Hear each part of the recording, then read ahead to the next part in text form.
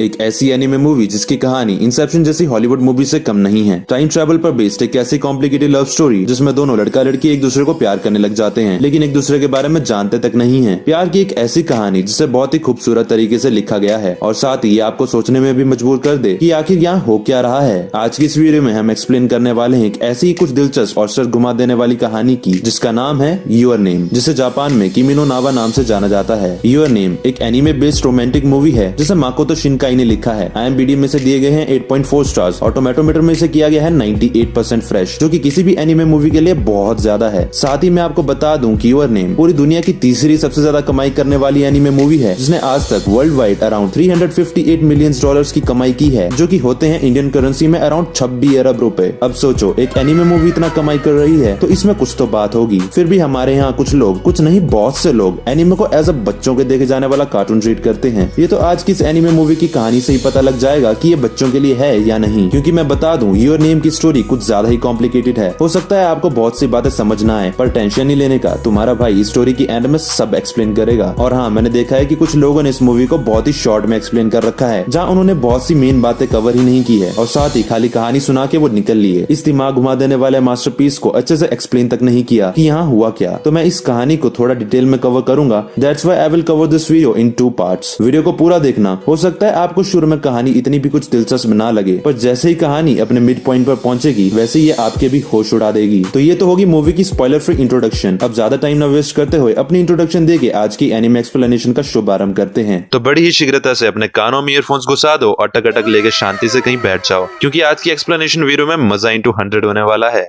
Hello, नमस्कार, सत श्री अकाल, आदाब। This is me Anurag and you are watching anime loft.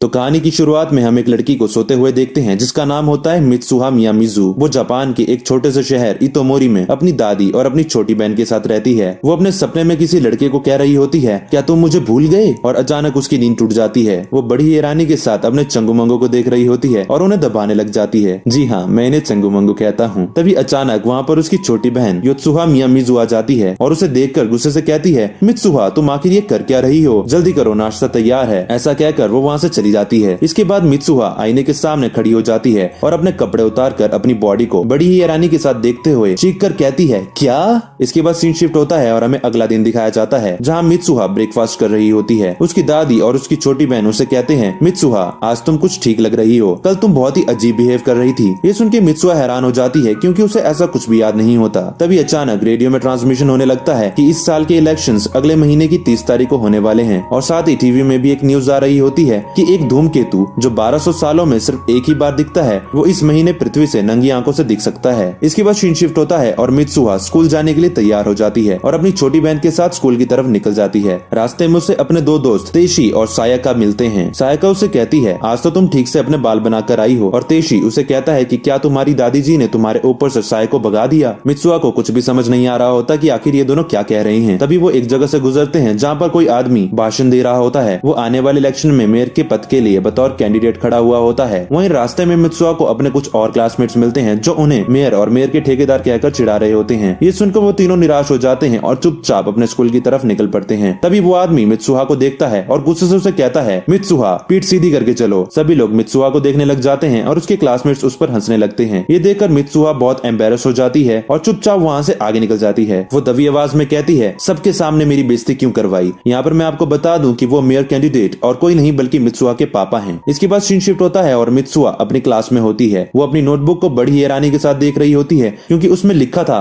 तुम कौन हो? उनकी टीचर उन्हें किसी मैजिक आवर के बारे में पढ़ा रही होती है कि शाम के समय जब ना तो दिन होता है और ना ही रात, उस समय हम वो देख सकते हैं जो हमारी दुनिया और हमारी मानव जाति के परे है। मित्सुहा अभी भी यही सोच रही होती है कि आखिर उसकी नोटबुक में ये किसने लिखा है। तभी अचानक उसकी टीचर उसे आवाज देती है। मित्सुहा डरते हुए एक झटके में अपनी सीट पर खड़ी हो जाती है। उसकी टीचर उसे कहती है, मित्सुहा तो आज तुम्हें अपना नाम याद है? ये सुनकर सुनकर सभी बच्चे उस पर हंसने लग जाते हैं और मित्सुआ को समझ नहीं आ रहा होता कि उसकी टीचर उसे ऐसा क्यों कह रही है। इसके बाद सीन शिफ्ट होता है और हम देखते हैं कि सायाका मित्सुआ को कह रही होती है कि क्या तुम्हें कुछ भी याद नहीं है, कल तुम बहुत ही अजीब बिहेव कर रही थी, तुम भूल गई थी कि तुम्हारा लॉकर कहाँ है, और इतना ही नहीं कल तो तुम अपने बालों को भी बांध कर नहीं आई थी। मित्सुआ हैरान होकर कहती है ऐसा कैसे हो सकता है, वैसे मुझे ऐसा लग रहा है कि मैं कुछ दिनों से किसी सपने में हूँ, जैसे मैं अपने सपने में किसी और की जिंदगी जी रही हूँ। इस पर तेशी कहता है कि मैं समझ गया, तुम्हें अपने पिछले जन्म के सपने आते हैं या तुम्हारे दिमाग का हिस्सा किसी दूसरे डायमेंशन में जुड़ गया है। मित्सुआ को कुछ भी समझ नहीं आ रहा होता और इसके बाद वो सभी अपने अपने घर की तरफ निकल जाते हैं। रास्ते में मित्सुआ उन्हें कह रही होती है कि मैं इस शहर को और नहीं झेल सकती, ये शहर बहुत ही छोटा है, यहाँ पर एक कैफे तक नहीं है, मैं अपनी पढ़ाई पूरी करके टोक्यो भाग जाना चाहती हूँ। इसके बाद सीन शिफ्ट होता है और हम देखते हैं कि मित्सुआ और उसकी फैमिली किसी रस्म को करने की तैयारी में लग जाते हैं, जिस रस्म को करने की प्रथा उनके पूर्वजों के जमाने से चली आ रही है। उसकी दादी उन्हें कहती है इन धागों से जब तुम ऐसे कढ़ाई करोगी तो तुम्हारे और इनके बीच भावनाओं का निर्माण होगा। आज से करीब 200 साल पहले चप्पल बनाने वाले मायागुरु के घर में अचानक से भयंकर आग लग गई थी, जो कि पूरे शहर में फैल गई, जिसमें सारे मंदिर और पुराने दस्तावेज नष्ट हो गए। इसीलिए उस आग को कहा जाता है मायागुरु की प्रसिद्ध अग्नि, क्योंकि इस आग में सब नष्ट हो गया था। तो जिन दस्तावेजों में इस त्योहार के पीछे के मायने और रहस्य लिखे थे वो भी नष्ट हो गए। धीरे धीरे लोग इसे भूलने लग गए। हमारे परिवार का कर्तव्य यही है कि हम इस त्योहार को कम से कम प्रथा के माध्यम से ऊपर से चलाए रखें, नहीं तो ये पूरी तरह लुप्त हो जाएगा। और देखो तो तुम्हारे बेअक्ल बाप ने क्या किया, पहले तो उन्होंने घर छोड़ा और उसके बाद मंदिर के पुजारी का पद भी, और अब राजनीति में जा बैठा है। इसके बाद मित्सुआ और उसकी बहन लोगों के बीचों बीच इस रिचुअल को परफॉर्म करने लग जाते हैं। वो दोनों पहले तो कोई ट्रेडिशनल डांस परफॉर्म करते हैं और उसके बाद अपने मुंह में पके हुए चावल को चबाने लग जाते हैं, पर उन्हें निगलने के बजाय वो उन्हें अपने मुंह से बाहर निकाल कर कलेक्ट करने लग जाते हैं। ये देखकर मित्सुआ के क्लासमेट्स कहते हैं छी, वो सबके सामने ऐसा कैसे कर सकती है, उसे ये करते हुए शर्म नहीं आती।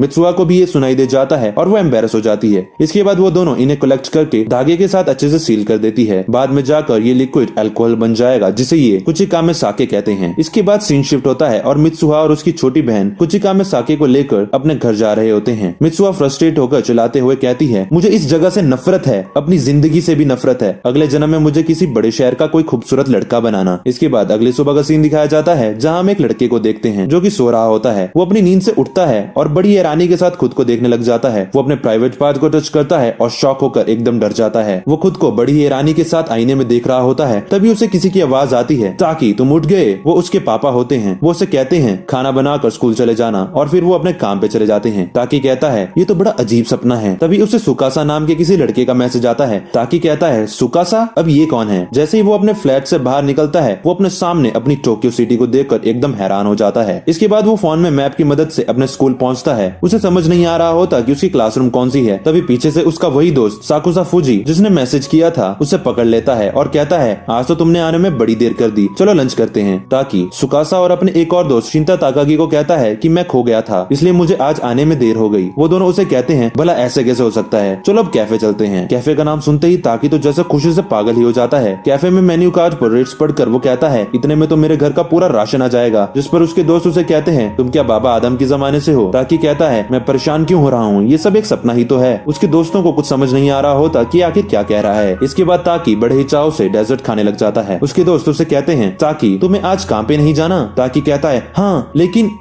तुम लोगों को पता है कि मैं काम कहाँ करता हूँ। ये सुनकर उसके दोस्त बड़ी हैरानी से कहते हैं क्या। इसके बाद सीन शिफ्ट होता है और हम देखते हैं कि ताकि एक रेस्टोरेंट में एक वेटर का काम कर रहा होता है। वहाँ पर वो बहुत सी गड़बड़ करता है, जिस पर वहाँ के शेफ उस पर गुस्सा करने लग जाते हैं। ताकि फ्रस्ट्रेशन में कहता है आखिर ये भयानक सपना कब खत्म होगा। इसके बाद एक कस्टमर ताकि से बहस करने लग जाता है। मामला बढ़ता देख वहाँ पर एक लड़की आ जाती है जिसका नाम मिकी ओकुदेरा होता है। वो ताकि को वहाँ से जाने को कहती है और खुद उस कस्टमर से डील करती है। इसके बाद सीन शिफ्ट होता है और सभी रेस्टोरेंट की क्लोजिंग करके सफाई कर रहे होते हैं। मिस ओकुदेरा ताकि को कहती है आज तुमने काफी गड़बड़ की, शुक्र है कि वक्त रहते सब ठीक हो गया। तभी एक लड़की ओकुदेरा को बताती है कि आपकी स्कर्ट पीछे से फटी हुई है। ओकुदेरा कहती है ये तो ब्लेड से काटा गया है, जरूरी है उस घटिया कस्टमर के ही काम होंगे। ताकि उसका हाथ पकड़ के उसे एक रूम में ले जाता है और दरवाजा बंद कर देता है। वो उसे कहता है अपनी स्कर्ट मुझे दीजिए। ये सुनते ही मिस ओकुदेरा डर जाती है और एम्बेरस हो जाती है। ताकि घबराते हुए कहता है नहीं नहीं मैं कुछ और सोचता हूँ, और वो उसे कुछ पहनने को देता है और उसकी स्कर्ट के फटे पार्ट को सिल देता है। मिस ओकुदेरा उसे कहती है एक तो तुम्हें गुस्सा बहुत जल्दी आ जाता है, पर तुम आज बड़े अच्छे से पेश आए। तुम्हारा ये रूप मुझे पहली बार देखने को मिला, पता नहीं था तुम दिल के इतने अच्छे हो। इसके बाद सीन शिफ्ट होता है और हम ताकि को उसके घर में देखते हैं जहाँ वो अपने मोबाइल को चेक कर रहा होता है, जिससे उसे अपने बारे में और भी कुछ बातें जानने को मिले। वो खुद के फोटोज को देखकर कहता है ये सब कितना अच्छा है, काश मैं भी टोक्यो में रह पाती। तो अब तो आपको ये कंफर्म हो गया होगा कि ये ताकि नहीं बल्कि ताकि की बॉडी के अंदर मित्सुआ है। मित्सुआ को यही लग रहा होता है कि वो बस सपना देख रही है, जहाँ वो सपने के अंदर ताकि की जिंदगी जीती है। उसे ताकी के फोटोज के बीच में उस लड़की का फोटो भी मिलता है, जिसे देखकर वो कहती है, ओ तो ये इस लड़की को पसंद करता है। इसके बाद वो उस लड़की को ताकी बन के कुछ मैसेज करती है और तभी उसे याद आता है कि उसकी नोटबुक में जिसने तुम कौन हो लिखा था, कहीं वो ताकी ही तो नहीं था। पर उसे लगता है कि ये तो सिर्फ सपना है, तो ऐसा कैसे हो सकता है। पर फिर भी वो एक मार्कर लेकर अपने हाथ में मित्सुहा लिखती है और सो जाती है।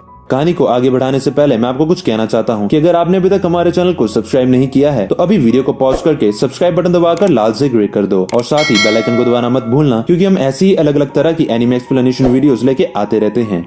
अगली सुबह जब तागी उठता है तो वो अपने हाथ में मित्सुहा लिखा देखकर हैरान हो जाता है। वो अपने फोन में मिस ओकुदेरा को किए गए मैसेज देखकर दंग रह जाता है और कहता है कि आखिर ये चल क्या रहा है। इसके बाद उसके स्कूल का सीन दिखाया जाता है, जहाँ उसके दोस्त उससे कहते हैं कि तुम्हें आज अपने रेस्टोरेंट का पता तो याद है ना। ताकी को कुछ समझ नहीं आ रहा होता कि ये क्या कह रहे हैं और वहाँ से वो अपने काम पर निकल जाता है। शिंता सुकासा को कहता है, आज तो ये पहले जैसा लग रहा है। सुकासा थोड़ा शर्माते हुए कहता है, कल वो ज्यादा क्यूट लग रहा था। उसकी बात सुनते ही शिंता उसे बड़ी हैरानी के साथ देखते हुए कहता है, क्या? इसके बाद हम ताकी को देखते हैं जो रेस्टोरेंट में एंटर होते ही अपने सामने अपने बाकी कलीग्स को बहुत गुस्से में खड़े देखता है। वो सभी उस पर इसलिए गुस्सा होते हैं क्योंकि वो सभी भी मिस ओकुदेरा को लाइक करते हैं और ताकी को गुस्से से कहते हैं, ताकी तो कल तुम मिस ओकुदेरा को उनके घर छोड़ने गए थे, तुम हमारा पत्ता काट रहे हो। ताकी को यह सुनकर विश्वास नहीं होता और उसे कुछ समझ नहीं आ रहा होता है कि भला ऐसा कैसे हो सकता है। तभी वहाँ पर मिस ओकुदेरा आ जाती है और ताकी को आंख मारकर अंदर चली जाती है। ये देखकर तो ताकी के जैसे होश ही उड़ जाते हैं और उसका मुंह तो शर्म के मारे पूरा लाल ही हो जाता है। वहीं दूसरी तरफ मित्सुहा भी अपनी नींद से उठती है और देखती है कि उसके हाथ में तो किसी ने बहुत कुछ लिख रखा होता है। तभी उसकी छोटी बहन वहाँ आती है और उसे गुस्से में कहती है, क्या हुआ, तुम आज कोई उटपटांग हरकत नहीं कर रही हो, फटाफट खाना खाने आओ। और वो वहाँ से चली जाती है। मित्सुहा का ये सुनकर शर्म के मारे मुंह लाल हो जाता है और मन में सोचने लग जाती है, कैसी उटपटांग हरकतें। इसके बाद जैसे ही वो अपने क्लासरूम एंटर करती है, सभी उसे बड़ी हैरानी के साथ देखकर उसके बारे में बातें करने लगते हैं। वो सायका को पूछती है कि सब लोग मुझे इस तरह से घूर क्यों रहे हैं, तो सायका इस पर कहती है, तुमने कल हरकतें ही कुछ ऐसी की थी। इसके बाद अगला दिन दिखाया जाता है जब मित्सुहा के शरीर के अंदर फिर से ताकी था। जब मित्सुहा यानी कि ताकी क्लासरूम में स्केचिंग कर रहा होता है, तब उसके क्लासमेट्स उसे देखकर उसके बारे में बातें करने लगते हैं। तो वो गुस्से में अपनी टांग से अपना स्केच पटक देता है और अगले दिन जब मित्सुहा को पता चलता है कि उसने पिछले कल ऐसा कुछ किया था, तब वो हैरान हो जाती है क्योंकि उसे तो कुछ भी इस बारे में याद ही नहीं होता। वो फटाफट अपने घर की तरफ भागती है और अपनी नोटबुक को देखती है जहाँ किसी ने बहुत सी बातें लिख रखी थी। वहीं दूसरी तरफ ताकी भी अपने फोन की डायरी में नोट्स देखता है और दोनों एक साथ कहते हैं, इसका मतलब ये सब कोई मामूली सपना नहीं है, उस सपने में मैं और वो तो सच में जगह बदल रहे हैं। इसके बाद कुछ दिनों तक ऐसा ही चलता रहता है और वो एक दूसरे की जिंदगी में बहुत सी गड़बड़ करते हैं। अब उन्हें फाइनली समझ आ गया होता है कि वो हर दूसरे दिन जब सोकर उठते हैं तब उनके शरीर आपस में बदल चुके होते हैं। जगह बदलने के बाद उन दोनों ने क्या क्या किया ये उन्हें ना के बराबर याद रहता है, पर आसपास हुए बदलाव और लोगों के रिएक्शन से उन्हें पता लग ही जाता है कि उन्होंने क्या क्या कारनामे किए। इसलिए उन दोनों ने एक दूसरे के लिए कुछ रूल्स बनाए कि वो क्या क्या करेंगे और क्या क्या नहीं करेंगे। और साथ ही सोने से पहले उन्होंने सारा दिन जो कुछ भी किया उस सब का रिकॉर्ड एक दूसरे की डायरी में लिख कर रखना शुरू कर दिया। लेकिन इसके बावजूद भी इन दोनों ने एक दूसरे की जिंदगी की ऐसी की तैसी करने में कोई कसर नहीं छोड़ी। ऐसा ही और भी बहुत दिनों तक चलता रहा और ताकि मित्सुहा की इमेज एक बहुत ही बोल्ड लड़की की तरह बना दी, जो बहुत ही डेयरिंग थी, जो स्कूल में काफी मशहूर थी और लड़की जिसके पीछे पागल थे। और साथ ही मित्सुहा ने ताकी की इमेज एक बहुत ही स्वीट और केयरिंग लड़की की तरह बना दी और वो मिस ओकुदेरा के साथ अपनी नजदीकी बढ़ाती चली गई, जिससे अब मिस ओकुदेरा ताकी को चाहने लग गई थी। वो दोनों एक दूसरे की इन हरकतों से बेहद परेशान थे। वो बस चाहते थे कि उनकी जिंदगी जैसी है वैसी ही रहे, उसके साथ कोई छेड़छाड़ ना हो। इसके कुछ दिनों बाद एक सुबह ताकी मित्सुहा के शरीर में उठता है। वो हमेशा की तरह उठते ही अपने चंगू मंगू दबाने ही वाला होता है कि तभी रुक जाता है और कहता है, मुझे ये नहीं करना चाहिए। इसके बाद उसकी छोटी बहन वहाँ आती है और जैसे ही दरवाजा खोल के अपनी बहन मित्सुहा को देखती है तो वो हमेशा की तरह अपने चंगू मंगू दबा रही होती है। ये देखकर वो कहती है, तुम ये उठपटांग हरकतें करना कब बंद करोगी, चलो अब जल्दी करो, हमें निकलना भी है। इसके बाद हम देखते हैं कि वो लोग पहाड़ों की ट्रैकिंग करते हुए कहीं जा रहे होते हैं। उन्होंने जो रिचुअल परफॉर्म करके कुचिका में साके बनाई थी, आज उन्होंने वो अपने मियामिज़ू की देवता को चढ़ानी है। मित्सुहा यानी कि ताकी दादी को अपनी पीठ पर चढ़ा देता है। दादी उन दोनों को कहती है, क्या तुम्हें पता है मुसुबी क्या होता है? मुसुबी दरअसल एक जरिया है जिससे हम अपने रक्षक देवताओं से बात कर सकते हैं। जब हम कुछ खाते या पीते हैं तब ये तत्व हमारे शरीर से जा मिलते हैं, जो इंसानों और देवताओं के मिलाप का एक जरिया है। और आज जो हम भेंट चढ़ाने आए हैं वो भी एक अनोखा जरिया है हमारे और देवताओं के मिलाप का। फाइनली वो कुछ देर बाद अपनी डेस्टिनेशन में पहुंच जाते हैं। मित्सुहा यानी कि ताकी बड़ी हैरानी के साथ कहता है, तो क्या यही है मियामिज़ू की देवता की कब्र? वहाँ जाने के लिए उन्हें एक छोटी सी नदी पार करनी होती है। उसकी दादी उसे कहती है, इस जगह को पार करते ही काकुरियो है। काकुरियो मतलब पाताल। अपनी दुनिया में वापस जाने के लिए तुम्हें वो सब यहाँ छोड़ना होगा जिसके लिए तुमने इतनी मेहनत की थी, मतलब कि कुचिकामे साके को। ये एक तरह का तुम्हारा आधा हिस्सा है जो तुम मियामिज़ू की देवता को भेंट चढ़ाओगी। इसके बाद वो दोनों उस गुफा के अंदर जाके उसे वहाँ समर्पित कर देते हैं। इसके बाद वापस आते हुए उसकी छोटी बहन उसे एक जगह लाती है जहाँ सामने एक बहुत ही सुंदर लेक होती है। उसकी छोटी बहन उसे कहती है शायद हमें वहाँ वो धूमकेतु भी दिख जाए, पर ताकी को समझ नहीं आ रहा होता कि ये किस धूमकेतु की बात कर रही है। तभी उसकी दादी उसे कहती है मित्सुहा तुम अभी भी सपना देख रही हो ना। तभी अचानक ताकी की नींद टूट जाती है और वो देखता है कि उसकी आंखों में तो आंसू होते हैं, पर उसे समझ नहीं आ रहा होता कि ऐसा क्यों है। तभी उसे मिस ओकुदारा का मैसेज आता है और वो मैसेज देखकर एकदम शॉक हो जाता है क्योंकि उसे पता चलता है कि आज तो उसकी डेट है। दूसरी तरफ मित्सुहा भी आज अपने शरीर में होती है और अपनी नींद से उठती है। वो स्कूल के लिए तैयार हो रही होती है कि तभी उसे याद आता है कि आज तो ताकी की ओकुदेरा के साथ डेट है जो उसका ही प्लान था। पर वो आईने में खुद को एकदम से रोता हुआ देखती है। शायद उसे यहाँ पर रियलाइज हो जाता है कि उसके दिल में भी ताकी के लिए फीलिंग्स है। और वहीं ताकी मिस ओकुदेरा के साथ बहुत ही स्ट्रेंज बिहेव कर रहा होता है। वो बहुत ही नर्वस होता है, उसे कुछ भी समझ नहीं आ रहा होता कि वो क्या करे क्या ना करे। मिस ओकुदेरा भी एक जगह उसे कहती है ताकी ऐसा लग रहा है जैसे आज तुम नहीं कोई और हो। शाम को घर लौटते वक्त वो ताकी को कहती है ताकी तुम्हें मैं हमेशा से ही पसंद थी ना, पर अब ऐसा लग रहा है जैसे तुम्हें कोई और पसंद है। इसके बाद ओकुदेरा वहाँ से अपने घर चली जाती है और ताकी अपने फोन में लिखा हुआ मित्सुहा का एक नोट पढ़ता है। मित्सुहा ने उसे लिख रखा होता है तब तक तुम्हारी डेट खत्म होगी तब तक धूमकेतु के निकलने का समय हो जाएगा। पर ताकी को समझ नहीं आ रहा होता कि ये किस धूमकेतु की बात कर रही है क्योंकि आसमान में तो कोई धूमकेतु होता ही नहीं है। वहीं दूसरी तरफ हम देखते हैं कि मित्सुहा किमोनो पहनकर आई होती है क्योंकि आज वहाँ पर एक त्योहार होता है जो वो हर साल पतझड़ मौसम में बनाते हैं। उसे देख के उसके फ्रेंड्स एकदम हैरान हो जाते हैं क्योंकि मित्सुहा ने अपने बाल काट दिए होते हैं। उन्हें समझ नहीं आ रहा होता कि मित्सुहा ने ऐसा क्यों किया। इसके बाद वो त्योहार मनाने कहीं जा रहे होते हैं। तभी मित्सुहा और उसके दोस्त आसमान में वही धूमकेतु देखते हैं जो न्यूज में कहा गया था कि ये पृथ्वी के करीब से गुजरने वाला है। मित्सुहा उस खूबसूरत नजारे को देख ही रही होती है कि तभी वो धूमकेतु टूट जाता है और उसका एक टुकड़ा पृथ्वी की तरफ गिरने लगता है। इस दिन के बाद फिर कभी मित्सुहा और ताकी ने अपने शरीर नहीं बदले। ताकी हर दिन इसी उम्मीद के साथ उठता था कि क्या पता आज उसका शरीर फिर से मित्सुहा के साथ बदल जाए, पर ऐसा अब होता ही नहीं था। उसकी जिंदगी ऐसे ही आगे चलती रहती है और वो धीरे धीरे जो कुछ हुआ ये सब भूलने भी लग गया था। वो अपनी बच्ची कुची यादों और थोड़ा इंटरनेट के सहारे से इतोमोरी शहर की कुछ तस्वीरें बनाता है जो वो मित्सुहा के शरीर में होता था तब देखा करता था। एक दिन वो ये सब तस्वीरें लेके उस जगह को ढूंढने निकल पड़ता है क्योंकि वो मित्सुहा से मिलना चाहता था। उसके दोस्तों को ये पता नहीं होता कि ये किसको ढूंढने जा रहा है, पर फिर भी वो उसे अकेला जाने नहीं देते हैं और उसके साथ मिस ओकुदेरा और सुकासा उसे कंपनी देने आ जाते हैं। क्योंकि ताकि अब बहुत सी चीजें भूल गया था तो उसे उस जगह का नाम भी याद नहीं होता। वो बस अपनी बनाई हुई उस लेक की तस्वीर के सहारे उस जगह को ढूंढने निकल पड़ता है। वो बहुत जगह भटकता है, ना जाने कितनों को पूछता है, पर किसी को भी उस जगह के बारे में कुछ भी पता नहीं होता। बहुत ढूंढने के बाद एट लास्ट वो हार मान ही लेता है और वापस टोक्यो जाने का फैसला लेता है। रास्ते में वो तीनों एक रामेन शॉप में कुछ खाने को रुकते हैं। तभी वहाँ पर उस शॉप का मालिक उसकी बनाई गई तस्वीर देख के कहते हैं कि ये तो इतोमोरी की तस्वीर है। ताकि को भी ये नाम सुनते ही याद आ जाता है कि हाँ उस जगह का नाम इतोमोरी ही तो था।